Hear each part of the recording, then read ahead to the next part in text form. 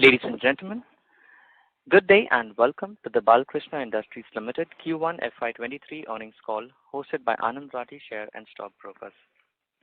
This conference call may contain forward-looking statements about the company which are based on the beliefs, opinions and expectations of the company as on the date of this call. These statements are not the guarantees of future performance and involve risks and uncertainties that are difficult to predict.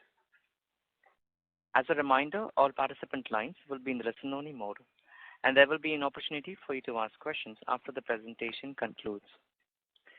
Should you need assistance during the conference call, please signal an operator by pressing star and 0 on your touchtone phone. Please note that this conference is being recorded. I now hand the conference over to Mr. Vijay Sarthi. Thank you, and over to you, sir. Thanks, Aman. Good morning, all. On behalf of Anand Rathi Shares and Stock Brokers, I welcome you all to the first quarter FY23 results call of BKT. From the side, we have Mr. Ajay Purva, the Joint Managing Director, and the management team. As always, we will start with the initial review about the results and then follow it up with Q&A. Thank you, and over to you, Mr. Ajay. Thank you, Vijay. Good morning, everyone, and thank you for joining us today. Hope all of you, along with your near and dear ones, are safe and healthy. Along with me, I have Mr. Bajaj, Senior President, Commercial and CFO, along with SGA, our Investor Relation Advisor. Let me begin with performance updates. We continue to see a sustained uptick in demand for BKT tires. However, in Q2, we expect sluggish demand given macro challenges in Europe, coupled with heat waves and inflationary trends in US. However, our continued focus on customer servicing, especially in the last few years, since the start of the pandemic, gives us the confidence to outperform the competition. We continue to grapple with high costs, especially on the logistics front. In the current quarter, the logistic costs have come at 14.2% of sales. This is versus 7.1% in Q1 FY22 and 13.8% in Q4 FY22. We expect relief in logistics costs towards the end of Q3 or early Q4. Raw material prices have also remained at elevated levels. In the current quarter, raw material costs have come at 46.6% of sales versus 42.8% in Q1 FY22 and 45.3% in Q4 FY22. We expect some relief to come in Q4 of the financial year. Accordingly, we expect a better margin outcome in the second half of this financial year. Let me now talk about our capex plans. During Q4 financial year 22, we commissioned the 50,000 metric ton brownfield tire plant at Bhuj. We expect complete ramp up in the production to be achieved in the second half of this year. The total achievable capacity in the tire segment will be 360,000 metric ton per annum by the end of financial year 23. Carbon black, we expect the commissioning of 55,000 metric ton per annum of carbon black project along with the power plant during Q3. The advanced carbon black project of 30,000 metric ton will be commissioned in Q4 of this financial year. With this, I now move on to operational highlights. Our sales volume for the quarter was 83,153 metric ton, a growth of 21% year on year. Our standalone revenue for the quarter stood at rupees 2,726 crore, which includes realized gain on foreign exchange sales of 80 crores. For financial year FY23, 50% of the sales came from Europe, 21% from India, 20% from America, and the balance from rest of the world. In terms of channel contribution, 70% was contributed from the replacement segment, while OEM contributed 28% with the balance coming from offtake.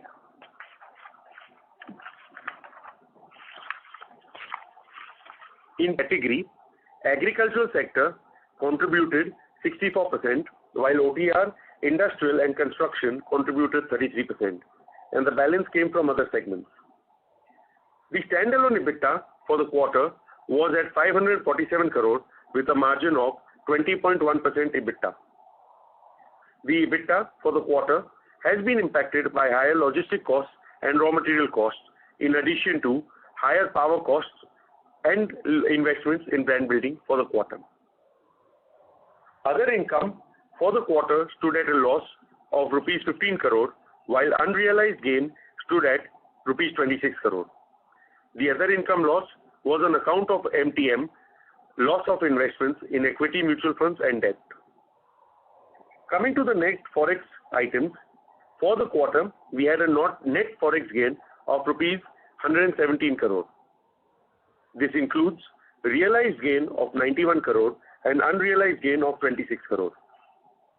Profit after tax stood for the quarter was recorded at rupees 320 crore versus 331 crore for Q1 in financial year 22. Our gross debt stood at rupees 2,752 crore at the end of 30th June 22, of which rupees 2,251 crore is related to working capital debt. Our cash and cash equivalents were at rupees 1,972 crore. So far, we have incurred a total capex of rupees 1,322 crore on the ongoing capex program of rupees 1,900 crore. For Q1 financial year 23, the euro hedge rate was rupees 85. The forward hedge rate currently stands at rupees 85 for the levels for the financial year 23. For financial year 23, as guided in the last earning calls, we foresee sales volume of 320 to 330,000 metric ton, considering the capacity enhancements from ongoing projects, which will come online by the end of first half of this financial year.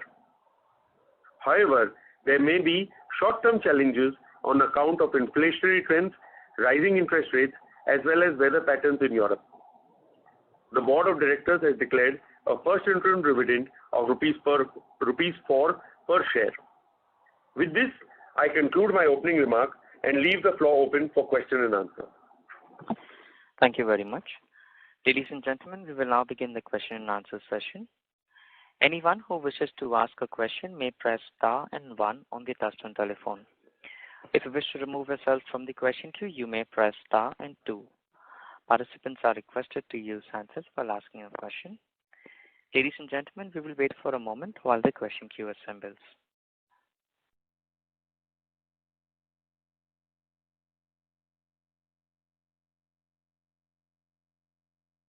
The first question is from the line of Ashutosh Tiwari from Equirus Securities. Please go ahead. Hi, sir. So firstly, on the margins, if I look at quarter on quarter, because the freight rate has gone up almost 3 rupees per kg and RM cost also increased, I think you broadly were able to compensate effect of this RM and freight cost increase quarter on quarter.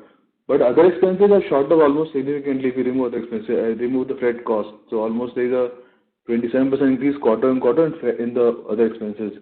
So what's the reason behind that? Is there any one-off over there? So there are two things on that. One is if you see the numbers, you need to account for the higher turnover in this quarter as well. So you need to put that. And also, as I said, the power cost has also affected us. And some part of the branding which has come in this last quarter, which has also come into play in the particular quarter. The payments have come in that quarter.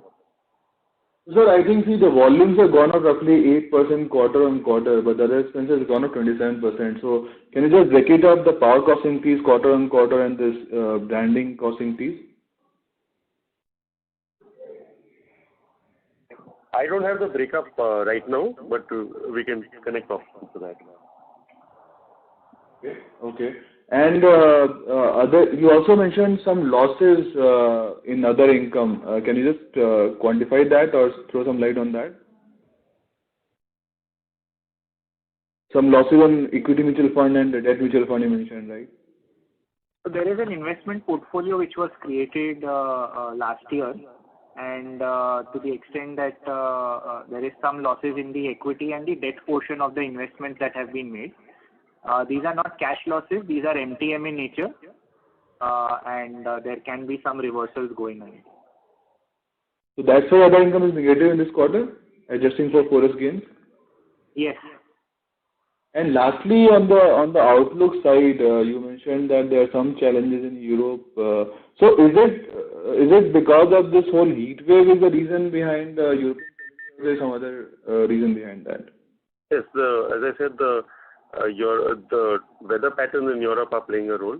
So the heat waves which have just recently come. Thank you, Mr. Tewari. Request you to join the queue for any follow-up. Also, in order to ensure that the management is able to address questions from all participants in the conference, please limit a question to 2 per participant. If time permits, you may join the queue for any follow-up. We have the next question from the line of Sonal Gupta from L&T Mutual Fund. Please go ahead. Yeah, hi. Good morning and thanks for taking my question. Couple of questions. One, on the freight rate side, like you mentioned, you expect that to come down in Q3, Q4. So just want to understand what portion of the freight cost are you passing on, how much is FOB and how much is on a CIF basis, and how much are you passing on as a surcharge? So what is effectively what we are not passing on? Okay. So our 50% contracts are on CIF basis and approximately 50% are on FOB basis. And from the CIF basis, whatever we were there, on 50% we were able to pass roughly. Got it. So basically on 25% of our export volumes, we would not be able to pass, right? Yes. Right. So as a result, then, I mean, that passing on is coming as a higher realization as well, right?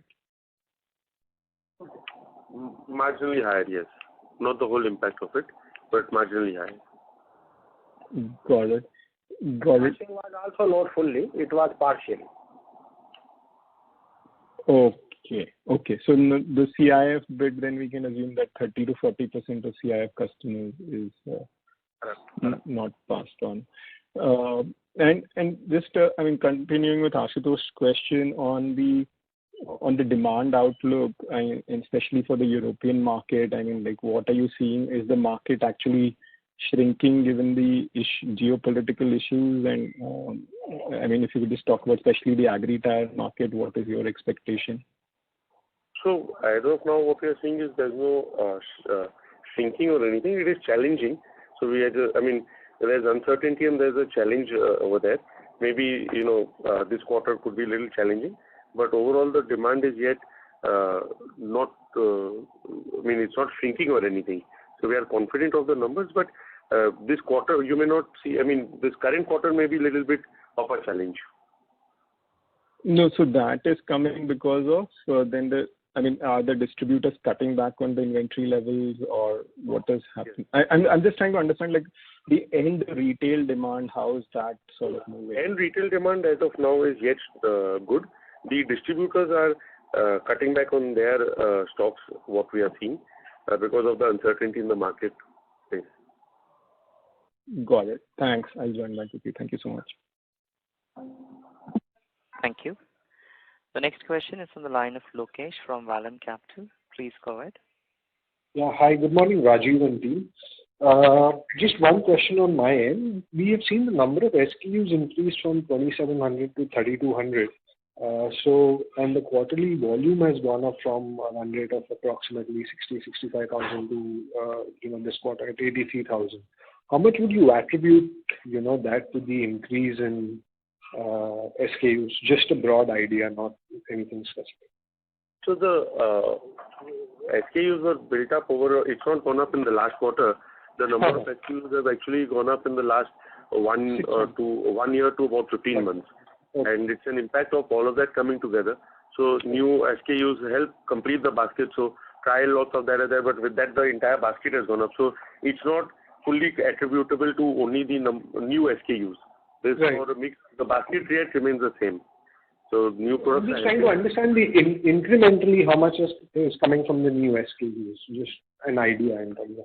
It's very volume difficult to give you a breakup like that as to what is the breakup for new incremental sizes and all. But overall, it is added to the basket. So the sizes have always been added to complete the basket. As our part of our vision to be a single stop supplier for off-highway tires. Okay. But do you see that there is still more scope with these new SKUs, more scope for volume growth going forward? Yes, of course. Yes. I mean, if you see that, with this current uptake also, we are at about 6% of the market.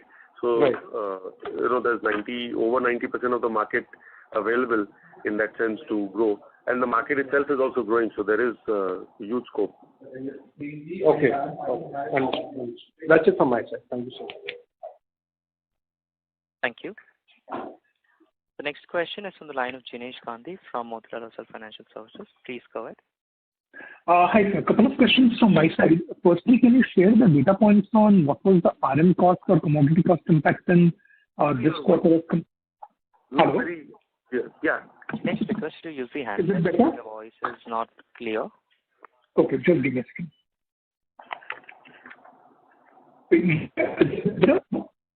No, actually your voice is breaking. Can I request you to also come in network area? Is it better? Yeah. So a couple of data points first. Can you share the impact of RM cost or commodity cost in 1Q? We have already witnessed in what we expect in second quarter. And secondly, the price hikes taken in 1Q and till August till date. So price hike that is coming in the last quarter is about 5%. And on the rubber side, Q1 was about 160, and currently it's about 155. Okay. And secondly, why do you believe the lower RM cost will only reflect towards fourth quarter and not earlier than that? Is it because of the contracts which we have? Yes, we have the contract, and normally we keep the 1 month for 45 days inventory as well as material is in transit. So when we import the materials, that has already been booked and is in the ship. So our impact will be coming 1 quarter later. Okay, got it. Thanks. I'll fall back in queue. Thank you. The next question is from the line of Pramod Amthe from InCred Capital. Please go ahead. Yeah, hi. Couple of questions. One, if you look at the Europe agri replacement tire industry, it has collapsed by almost 20%. And still in the this quarter, you have been able to grow the volume by 20%. So, and you are giving a commentary that your dealers are destocking. So what is your stock level in your stock yards and dealers now versus the industry average?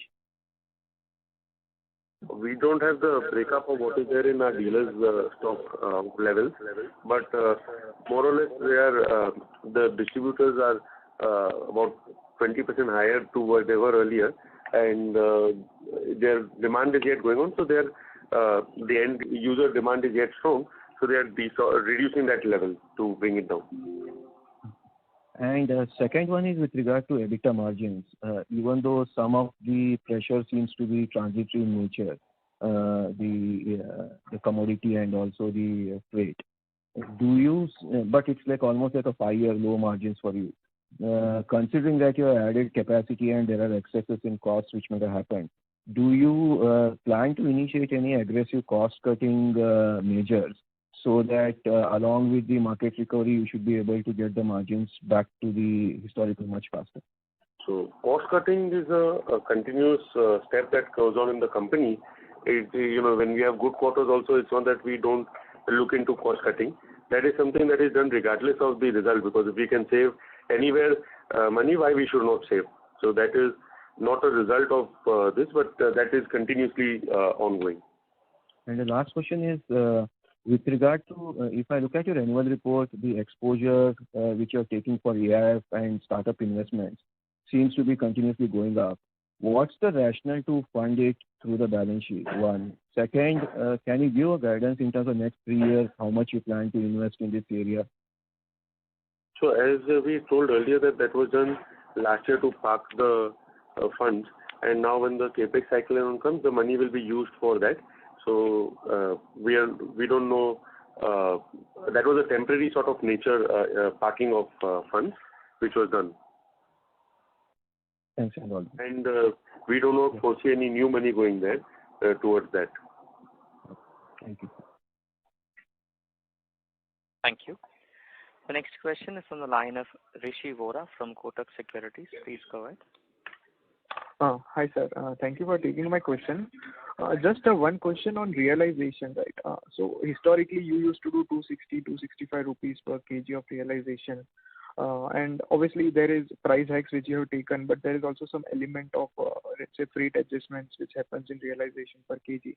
So once this freight cost comes down, where do you think are our stable realizations would be, let's say 1 year, 2 years down the line?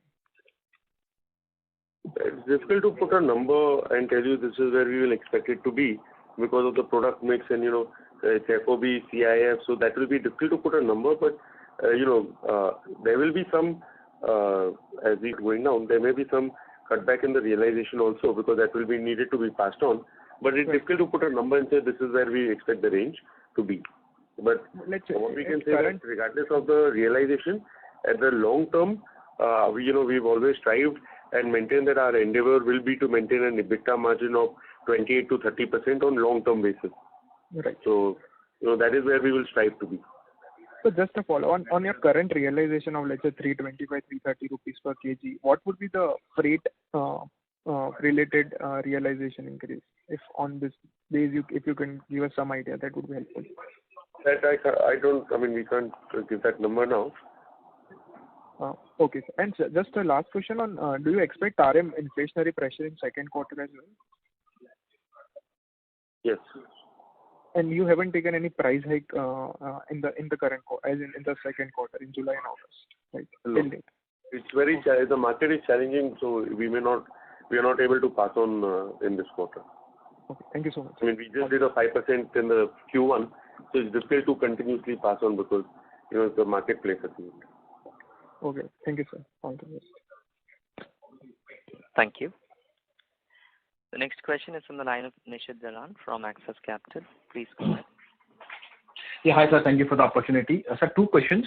First of all, on demand side, we can understand that heat wave would probably be impacting some demand of agri in Europe. But you have also talked about some demand caution on the US front, highlighting inflationary pressures. And then we are also hearing about recessionary concerns on Europe. So in that context, how do you see demand from the next 1 year perspective, other than the temporary issue that probably you are foreseeing right now in the European agri segment? How are you seeing it in US and all? And a related one on that, we are seeing a volume decline in the rest of the world market for the last 2 quarters now. So any comments on that? Any market in particular where you are seeing some concerns which have started to come? So, if you see in the last couple of quarters, our production was already maxed out. So we had to sort of ration the goods. So that is why certain markets have shown negative. For the last 2 quarters, it's not that the market demand was falling. It is we were rationing the products to different areas. So that is it. Long term, we see the opportunity is strong. We believe the markets will come back, and maybe a couple of quarters could be challenging. But overall, in the long term, the opportunity is good, and we foresee it to be strong. Yes, sir, definitely long-term opportunity is good. But specifically from the Americas on the US front, the comment, that comment seemed more macroeconomic concerns on the growth, inflation, and all this. It's probably unlikely to go in just 1 or 2 quarters, or some views over there and pick up again. That's what you feel. Sorry, your voice muffled in the last couple of sentences. So what I was coming for the US? So basically in US, what you have highlighted, the concern of inflationary concerns or basically macroeconomic slowdown, that is probably not going to go away in the next 1 to 2 quarters. Do you see that next 1 year or 1.5 years could be challenging in US because there is no weather-related issue in US? It's primarily impacting probably the European agri market. So in the US market in particular, how are you looking at that market from, let's say, next 3, 4, 5 quarter perspective? I understand that the demand will be good over the medium term, but purely from the next 1 year or perspective. So we believe in US also the market for us would be good despite these trends, inflationary trends, because we, at the moment we are at a stage of growing. So a lot of foundation work had been done and results have started coming. So if you see in this current quarter also, Americas was about roughly at about 22-23%, up from about close to 18%. And a market, we had a growth over there of about 47% in America. So it's, that we think, yes, the 47% growth maybe come down slightly, but overall it'll be good for us. Got it, sir. Got it. And so secondly, on the freight part, I think another participant asked it. So if I have to put it differently, this quarter, your freight cost per ton was about 47,000 rupees, right? Historically, if I look at freight cost per ton has been about 11 to 13,000 rupees. So fair to assume that the increase of about 35,000 rupees, almost half of that you mentioned that you are passing it on to the customer. So fair to assume that 15 to 20,000 rupees per ton is the realization, is reflecting in realization which will normalize going ahead as freight costs also normalize. Yes. Yes. Okay. And lastly, what was your net debt level that you mentioned? Sorry, I missed that. Our net debt 750 crores broadly. Sorry, 750 crores, right? Yeah, very broadly. Okay. And sir, CapEx, what are we looking at this year and the next year? So this year we have already announced the CapEx which is ongoing, which is about roughly at about 900 crores. From the announce we have expected this year will be about 900 crores in the overall picture of what we have announced. And any rough number that you can share for the next year? Next year we are working. We have not we are yet on the drawing board for the new greenfield or brownfield project that is in work in progress. So we've not yet put numbers together. We are not ready to put it up to board yet. We'll probably wait for. It's in the drawing board at the moment. Okay, thank you. Thank you so much. Thank you. The next question is from the line of Priya Ranjan from HDFC Asset Management. Please go ahead. Yeah, hi. My question related to the currency depreciation of euro particularly and related to the pricing gap between you and probably the premium player. So how do you see the market evolving in that context, because your cost will be in rupees and your selling will be in the euro, and while the local manufacturers will have advantage because they have their cost will also be in the euro and the selling price will also be in euro.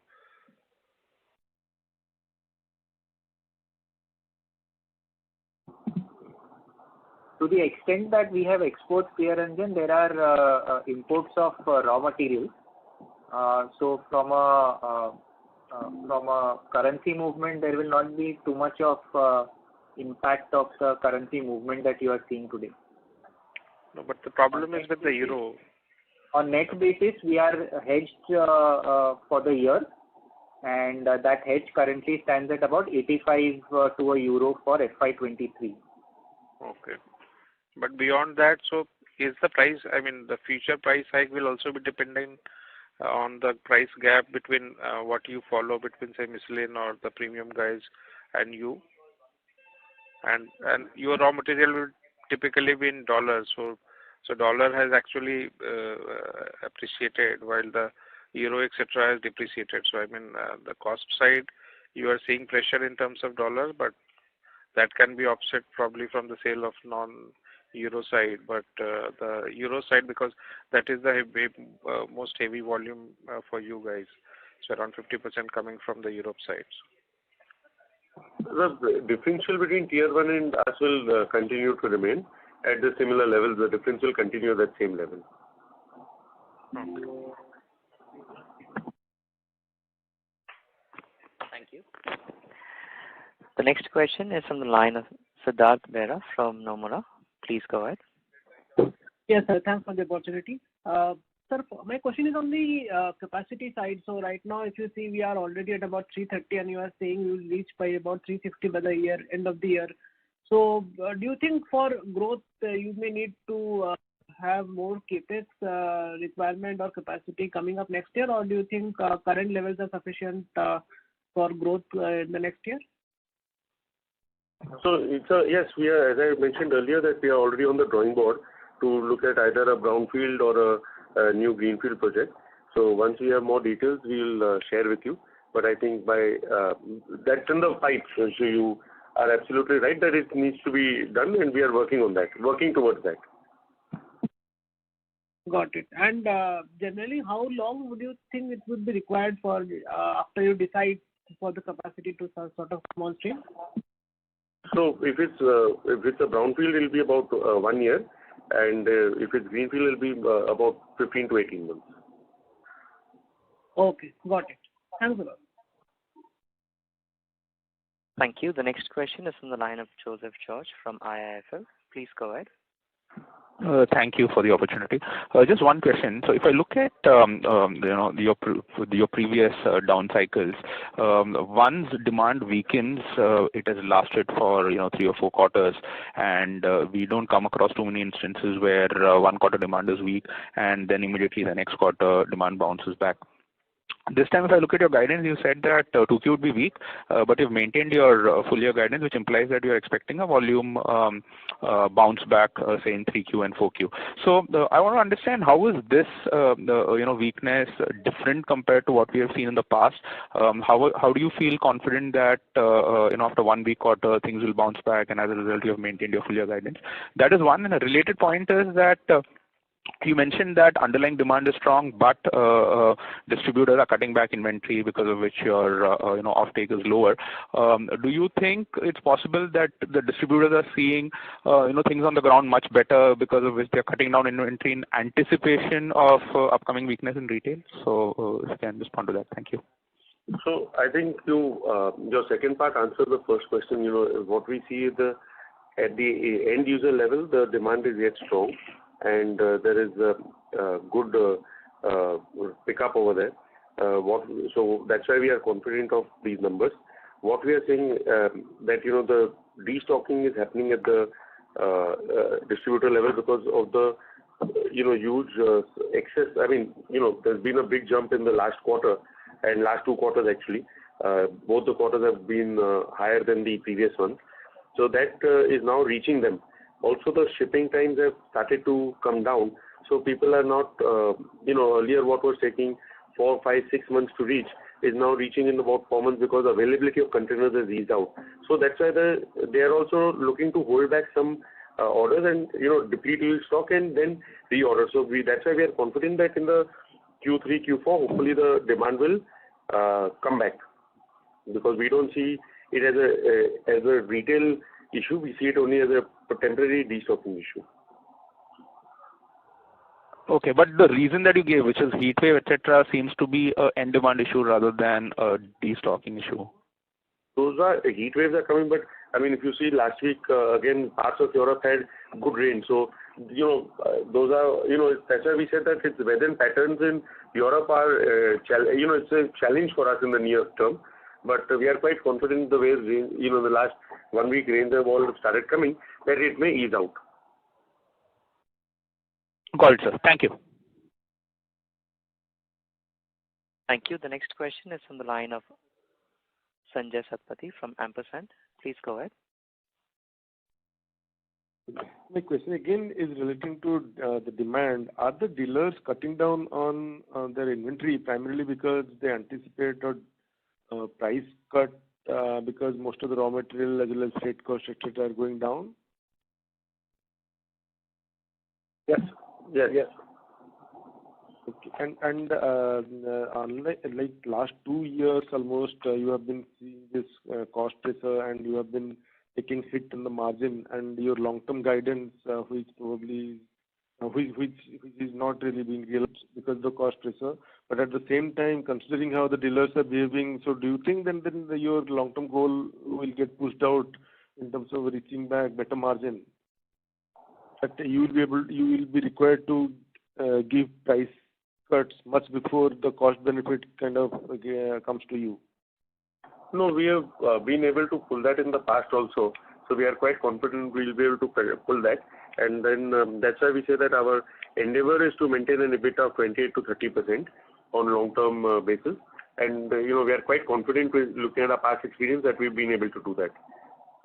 Pull out the gap between passing and holding back. Okay. And if I just ask a little differently, like in the end of March quarter result, the commentary in terms of margin was as if like March quarter was the worst quarter, but still the margin fell further. So what really went wrong between the quarter that the margin again kind of? I mean, if you see in my commentary, I told you that we've had an impact between the 2 quarters of further hike of freight to the tune of nearly 0.75%, and also the raw material also had an impact of about 1.5%. So those two things coming together has had an impact on the margin. Yes, I understand that, but most of the actual spot prices actually went down. So it is a case of your long-term contracts hurting you, right? Yes. Okay, so that is what. So the market is not going to wait for your long-term contract to kind of ease out before you get the benefit. So is it kind of a bit of a wrong call in terms of management getting too much of long-term contract, or that is something which will ease out probably in quarter 3 itself? That is what you are indicating.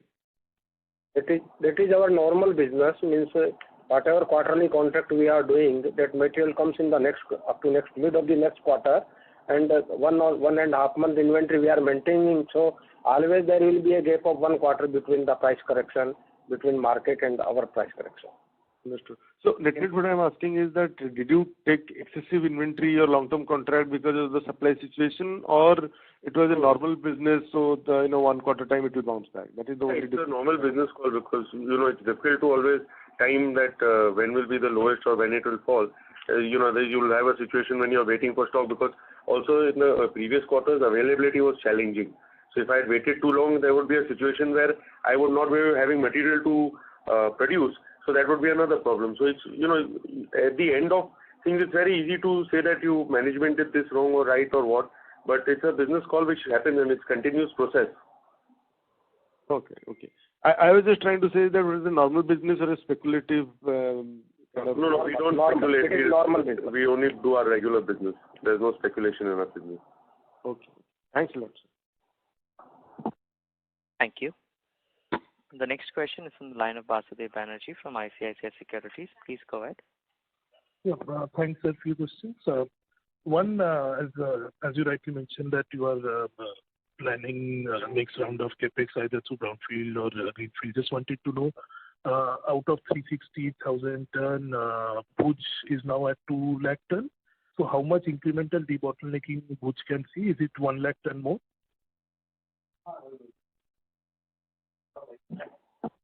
Yes, we have space for doing brownfield over there, so that can be done up to 1 lakh here.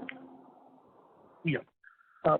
Second thing, as many of the participants asked a similar question, just for more clarity.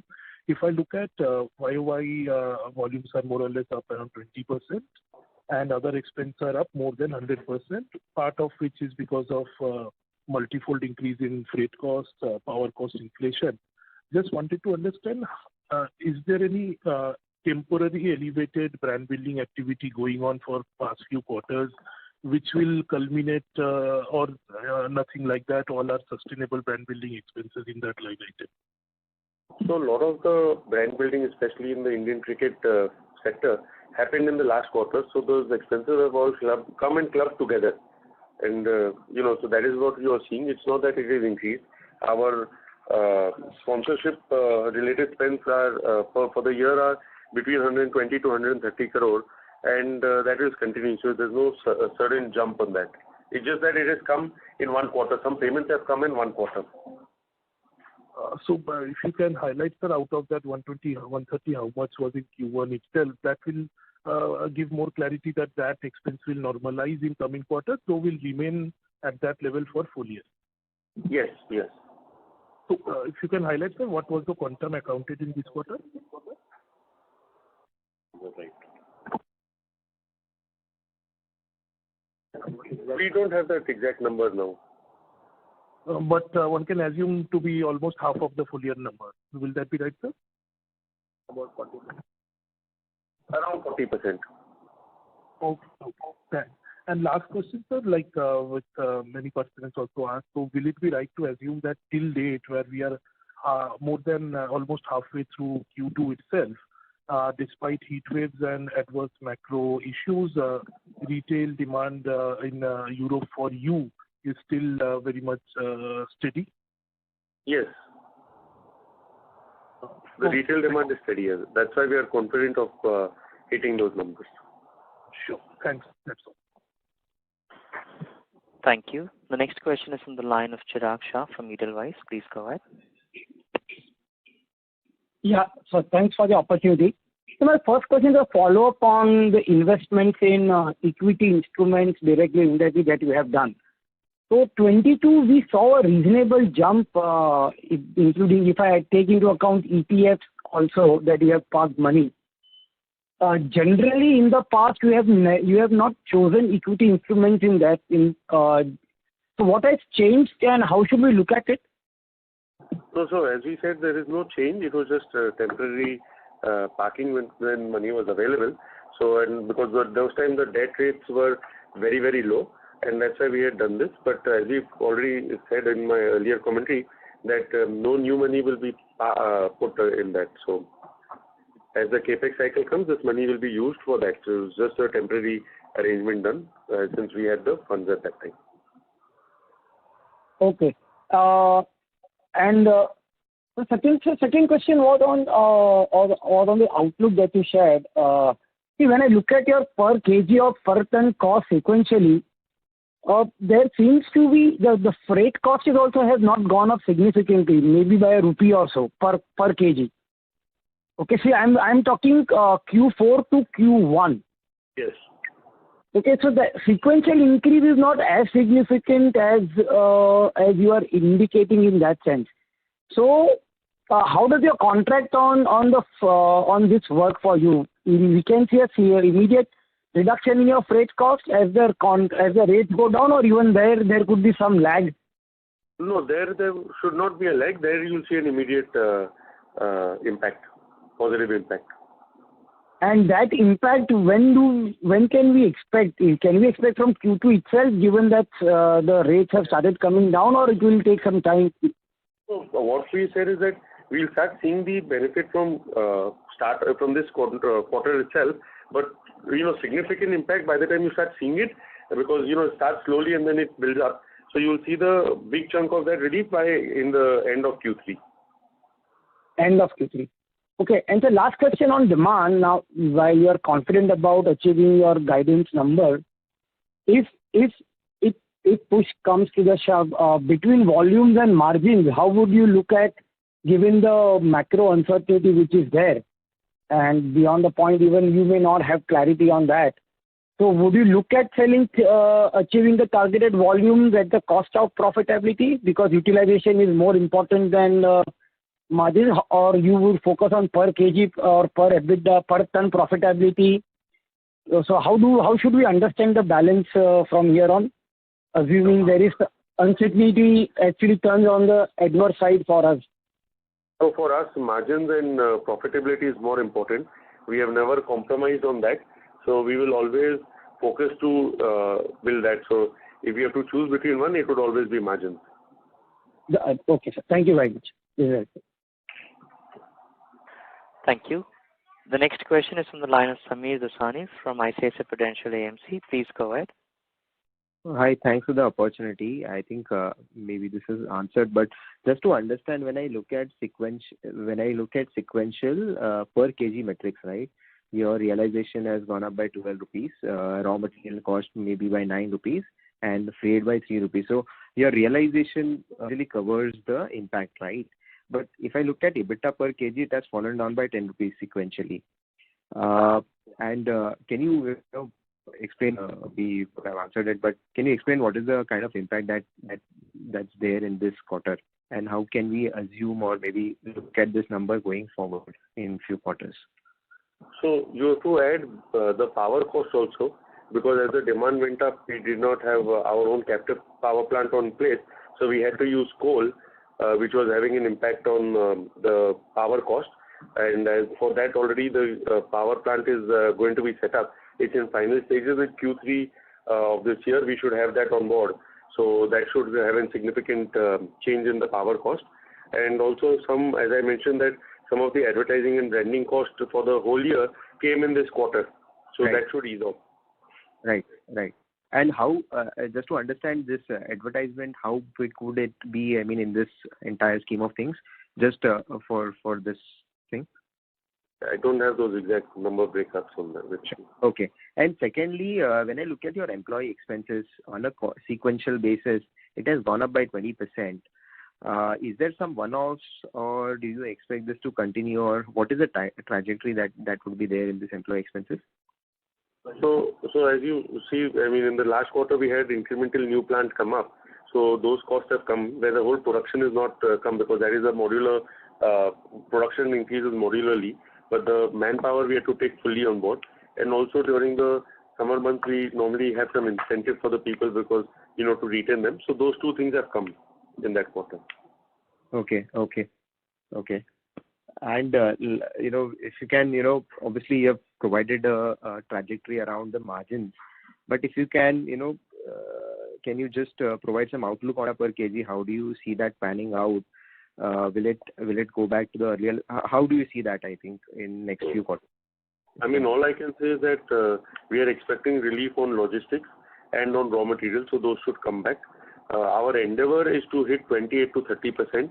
And as I said earlier also that, our focus has always been on margins, not on volumes.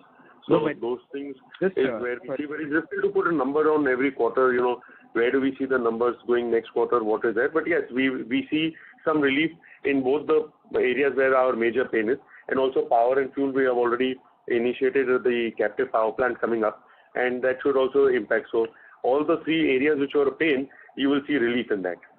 No, so where I'm coming from is because all of these, the raw material and freight would be majorly pass on for us, right? So, in EBITDA per kg basis, it won't. So I'll interrupt you because when it went up also, we were not able to pass on the whole thing. So when it goes down also, those things, we've done it in the past also. So, there's always you keep some part of it and, Right. It's not a full pass on. It's like how, in both sides, when it goes up, you don't do a full pass on. When it goes down, you don't do a full pass on. Right. Understood. Thanks for the detailed answer. Thanks. Thank you. The next question is from the line of Abhishek Jain from Dolat Capital. Please go ahead. Sir, as the manufacturing cost is increasing in Europe and US, how do you see the opportunity in terms of the gaining market share because of the lower cost benefit? Can you throw some light on the market share in Europe and US in agri and OT or both sides? So yeah, we see the markets to be good, both the opportunity to be good, and that's why we are looking at we're on the drawing board for our next expansion, and we personally believe that there's going to be a good opportunity for us in all over, including India and across the globe. So how much market share you gained in the first quarter in the Europe and the US? No, we don't have the individual breakup. Okay, sir.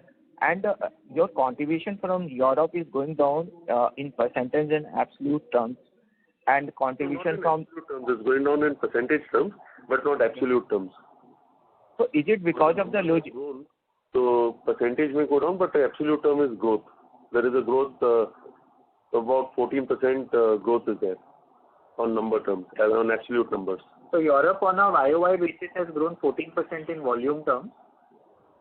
There is no degrowth per se in terms of volume. Of course, as a contribution to overall sales, it's come off. I'm talking about the quarter-on-quarter basis.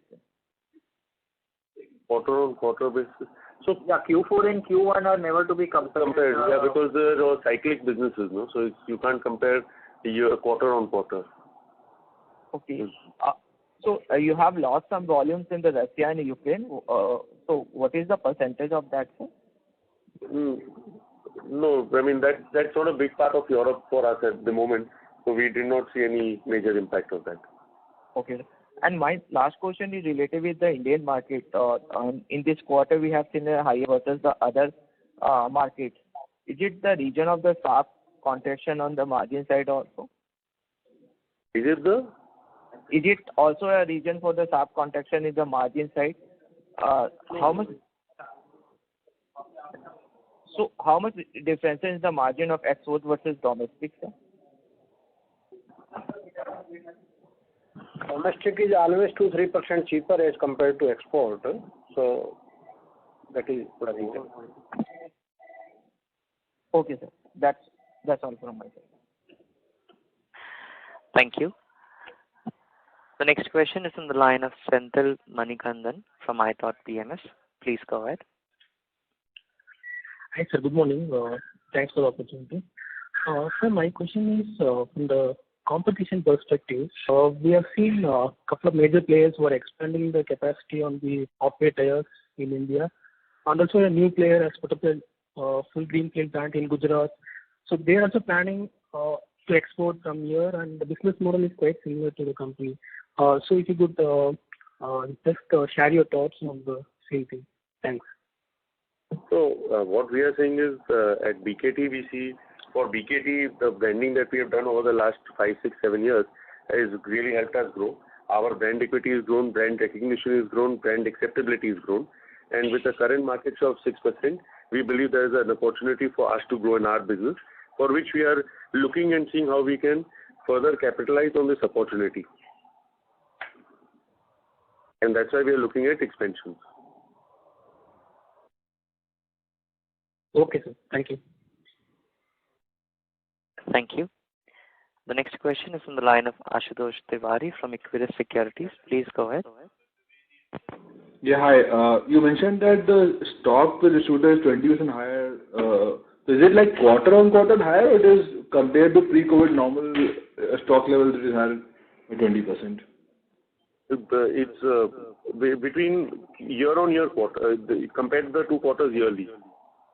So any color in terms of months, how that would be in terms of distributor stocks right now versus normal pre-COVID? So they normally they would ideally be between 2.5 to 3 months, and we believe it's slightly higher than that. Okay.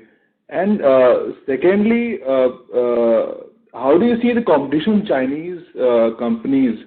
I think in between, because freight costs went up a lot from China, their volumes have come down across different markets. Do you see that increasing now? Are you seeing any trend in that?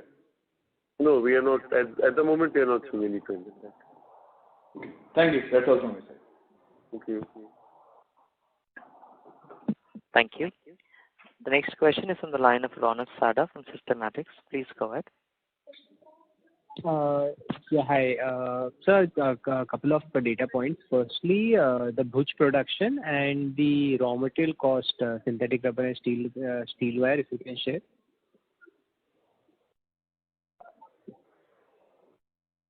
One minute, just 1 minute. Sure.